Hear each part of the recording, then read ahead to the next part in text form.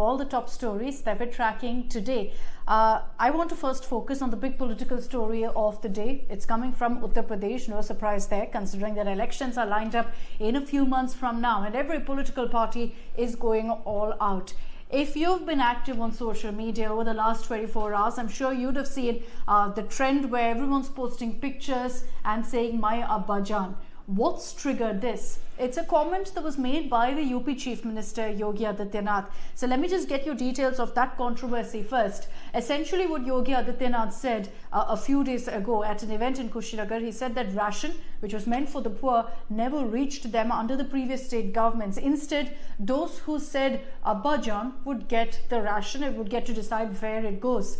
This comment triggered a big storm. Again, this election, expect the UP elections to be completely polarized, and you got the opposition going ahead and saying that the BJP, the UP Chief Minister, is trying to give a communal color to the elections, to the poll battle. It also triggered, as I mentioned, a trend on social media where everyone was posting pictures with their Abba Jaan, which essentially means your father. So that's the kind of response it's received, but it also gives you a sense of how exactly this election is going to play out.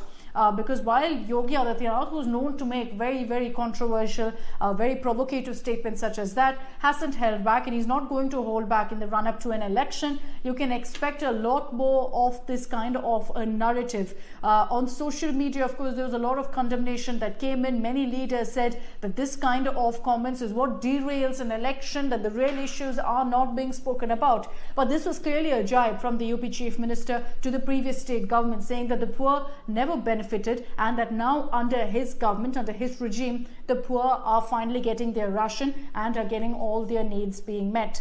So while Yogi Adityanath has said that, today expect a lot more big updates coming in. I mentioned that this election is going to be polarized.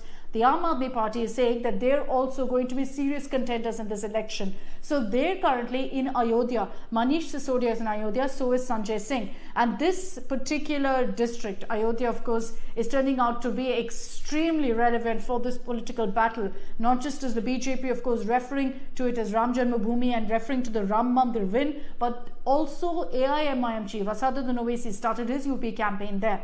The AAP is leading a Tiranga Yatra today in Ayodhya, saying that they want to put out what they believe is actually Hindutva, whereas what they say BJP is peddling. So that is another interesting political fight you can watch out for today from Ayodhya, which will get you the latest here on India Today.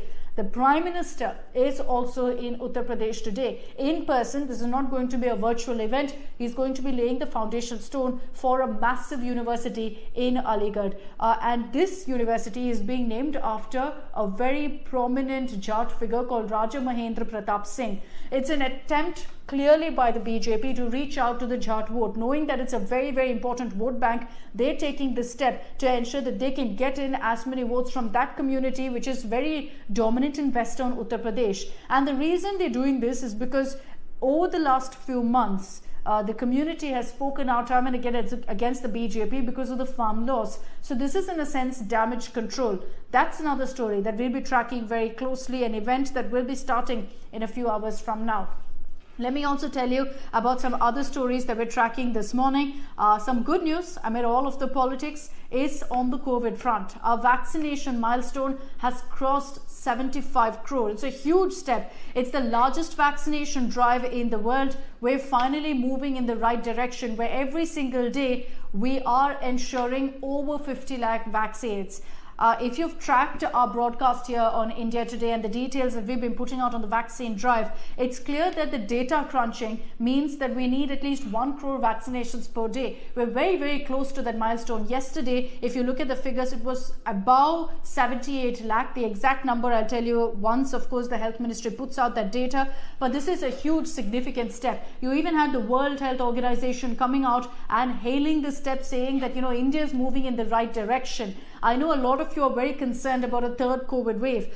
Experts that we've spoken to, and we're putting out an exclusive conversation with Dr. V.K. Paul of Niti Aayog as well here on India Today, where he said that, look, right now experts are looking into the data. It doesn't look like the third wave could be very, very potent, fortunately, but we all have to do our bit. And he's highlighted that we cannot afford to let our guard down. The way to go about this is to ensure that vaccinations continue at the rapid pace that it has been in the last few days. Credit to the state governments, credit to the center also. You'll see a lot of political bickering, but the truth is that they've all come together to work this out.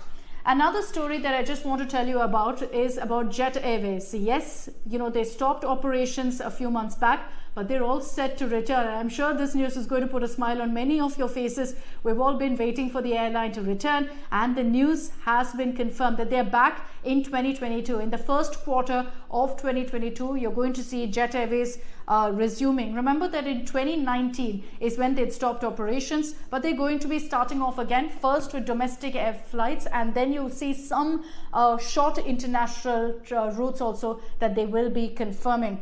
All right, I just also want to tell you that the iPhone 13 will be out today. Apple is going to be holding that much talked about event later in the evening. So here on India Today, we are of course getting you all details about what you can expect in iPhone 13. A lot of speculation on the features, on the look.